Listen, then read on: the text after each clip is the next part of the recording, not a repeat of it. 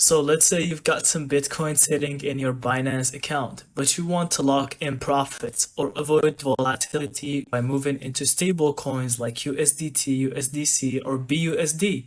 Here's how you do it. First, open your Binance app and go to the Wallet tab. From there, tap on Convert. This is the easiest way if you don't want to deal with order books. Choose Bitcoin BTC as the coin you're converting, then select a stable coin like USDT or USDC as the coin you want to receive. Enter the amount of Bitcoin you want to convert. You can pick 25%, 50%, 100%, whatever. Tap Preview Conversion to see the rate if you're happy with it. Confirm and it instantly converts with no trading fees on the Convert feature. If you want more control, you can also go to Trade, Spot, search BTC USDT and place a market or limit order.